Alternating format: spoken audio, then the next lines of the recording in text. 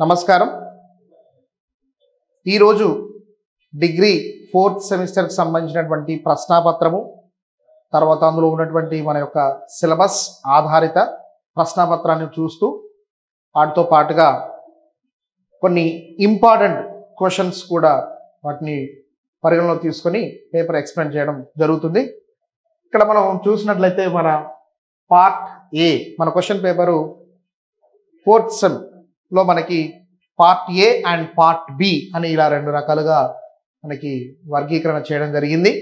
Part A side మనకి 20 మార్కులు, part B నుండి మనకి 60 మార్కులు మనకి ఇలా విభజన జరిగింది.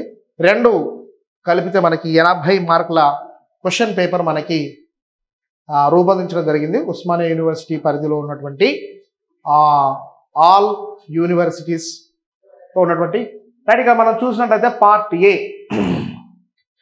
పార్ట్ ఏలో చూసినట్లయితే మనకి లఘు నిబంధ ప్రశ్నాహలో మనకి వెయిటేజ్ లెసన్ వచ్చేసి మనకి వివేకానంద విజయం లెసన్.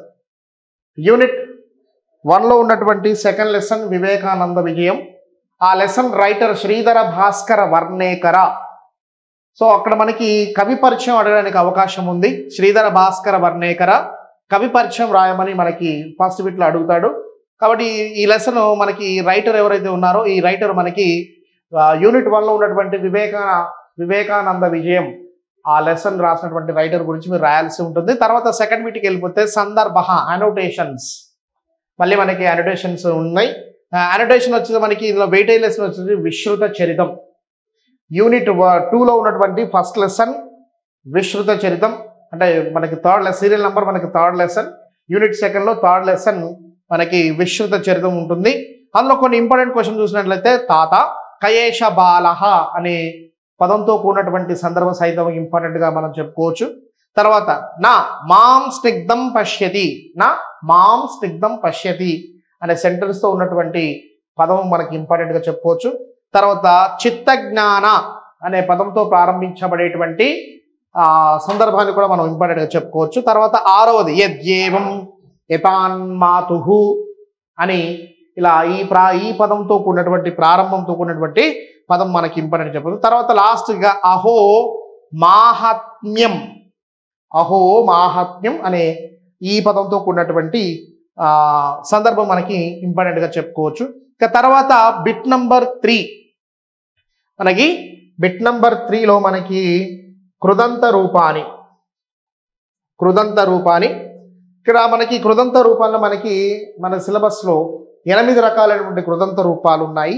ఆ 8 రకాలైన కృదంత రూపాల్లో మనము ఇక్కడ మనకి ఇవ్వబడినటువంటి ఎక్కువగా త్వా ప్రత్యయ, ల్యప్ ప్రత్యయ, తుమున్ ప్రత్యయ, శత్రు ప్రత్యయ, ఈ 8 రకాలైనటువంటి ప్రత్యయాలలో మనకి నాలుగు ప్రత్యయాలు మనం ప్రధానంగా చూసుకోవచ్చు. అందులో మనకి త్వా ప్రత్యయ, ల్యప్ ప్రత్యయ, తుమున్ ప్రత్యయ, శత్రు ప్రత్యయ. ఇక తర్వాత బిట్ నంబర్ 4 చూసినట్లయితే మనకి సందర్భ. మళ్ళీ ఈ సందర్భాల్లో మళ్ళీ మనకి చిత్రపట దర్శనంలో నుంచి మనకి యూనిట్ 1 ఫస్ట్ లెసన్ చిత్రపట దర్శనం. ఈ లెసన్ నుంచి మనకి కొన్ని ఇంపార్టెంట్ అనోటేషన్స్ వచ్చినట్లయితే మనకి చూసినట్లయితే ఒకటి ఋషీనాం పునరధ్యానాం అని సెకండ్ ఇంపార్టెంట్. తర్వాత సంకటాహ్యాహిత సెకండ్. తర్వాత థర్డ్ వన్ తీర్థోదకం. ఇలా ఈ పదాలతో కూడినటువంటి సందర్భ సహిత వాక్యాలు మనకి ఇంపార్టెంట్ అని మనం చెప్పుకోవచ్చు. తర్వాత చూసినట్లయితే మనకి bit number 7 part B bit number 7. ఇందులో మనం చూసినట్లయితే ఇక్కడ మనకి ప్రతిపదార్థ తాత్పర్యం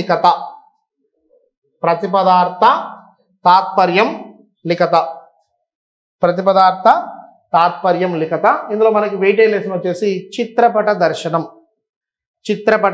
నుంచి మనకి కొన్ని ఇంపార్టెంట్ శ్లోకాలు మనం చూసినట్లయితే ఇక్కడ మనకి విశ్వంబరా భగవతి సెకండ్ శ్లోకం మనం ఇంపార్టెంట్ చెప్పుకోవచ్చు.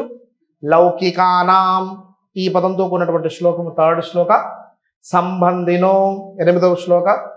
జనకానాం 9వ శ్లోక. స్మరశిశుతను 13వ శ్లోక. తర్వాత 15వ శ్లోక దిష్ట్యా సోయం, తర్వాత 5వ శ్లోకం స్నేహం దయాం చ. ఇలా మనకి ఇక్కడ ఇవ్వబడినటువంటి 8 రకాల శ్లోకాలు ఏవైతే ఉన్నాయో అవి మనకి గత పరీక్షల్లో ఎక్కువ సార్లు అడిగిన మనకి రిపీట్ అయినటువంటి శ్లోకాలు. ఇక తర్వాత మళ్ళీ బిట్ నెంబర్ 8కి వచ్చేసినట్టయితే నిబంధ ప్రశ్న లాంగ్ ఆన్సర్. ఇందులో మనకి చిత్రపట దర్శనం తర్వాత వివేకానంద విజయం, ఈ 2 లెసన్ల నుంచి మనకి క్వశ్చన్ అడుగుతారు. కాబట్టి నా చాయిస్ ఏంటంటే చిత్రపట దర్శనం అనేది కథారూపకంగా ఈజీగా మనకి రాయడానికి ఎక్కువగా ఉంటుంది కాబట్టి ఇది రాస్తే బెటర్ అని నా ఉద్దేశము.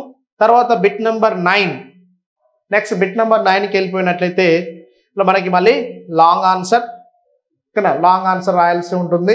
ఇందులో మనకి విశ్రుత చరితం తర్వాత ధ్రువోపాఖ్యానం ఈ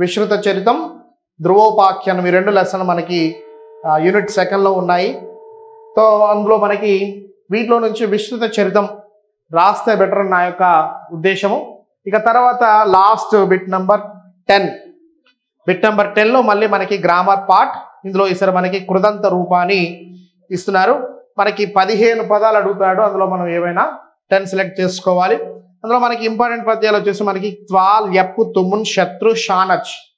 ఇంకా ఈ 5 రకాలైనటువంటి ప్రత్యయాలు మనకి ఇంపార్టెంట్గా మనం చూస్తున్నాం. ఇక్కడ నేను రాశాను. వాటిలో ఉన్నటువంటి కొన్ని ఎగ్జాంపుల్స్ ఏవైతే ఉన్నాయో వాటిని మీరు క్లియర్గా అబ్జర్వ్ చేసి ప్రిపేర్ అయినట్లయితే మీకు ఖచ్చితంగా ఈ బిట్లో నుంచి 15 మార్కులు మీరు ఖచ్చితంగా స్కోర్ చేసుకుంటారు.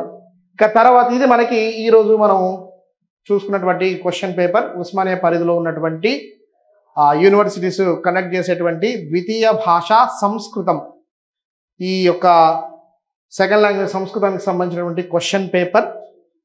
రైట్, మనకి ముందుగా చెప్పాను నేను పార్ట్ ఏ పార్ట్ బి ఇలా మనకి 2 రకాలుగా ఉంటుంది.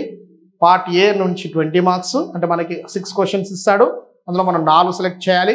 తర్వాత పార్ట్ బి నుంచి మనకి 4 బిట్లు ఉంటాయి. ఇందులో మళ్ళీ బిట్ వైజ్గా మనకి ఇక్కడ 4 శ్లోకాలు ఇచ్చేస్తాడు, అందులో 2 రాయాల్సి ఉంటుంది. తర్వాత బిట్ నెంబర్ 7లో మనకి 2 లాంగ్ ఆన్సర్స్ అడుగుతాడు, అందులో 1 సెలెక్ట్ చేసుకోవాలి. బిట్ నెంబర్ 9లో మళ్ళీ మనకి 2 లాంగ్ ఆన్సర్స్ అడుగుతున్నాడు, అందులో 1 సెలెక్ట్ చేసుకోవాలి. ఇక నెక్స్ట్ బిట్ నెంబర్ 10కి వచ్చేసరికి మనకి కృదంత రూపాన్ని అడుగుతున్నాడు, అందులో కూడా మీకు స్క్రీన్ మీద చూపెడుతున్నాను. ఈ పదాలు మనకి ఈ కృదంత రూపాలు ఏవైతే ఉన్నాయో ఇవి మనకి ఇంపార్టెంట్గా నేను గమనించినటువంటి విషయం మీ ముందు తెర మీద మీకు చూపెడుతున్నాను. ఇది ఇంకా ఏమైనా డౌట్స్ ఉన్నట్లయితే మీరు కామెంట్ రూపకంగా మీరు నాకు తెలియజేసినట్లయితే నేను వాటికి సమాధానం ఇవ్వడానికి నేను సిద్ధంగా ఉంటాను.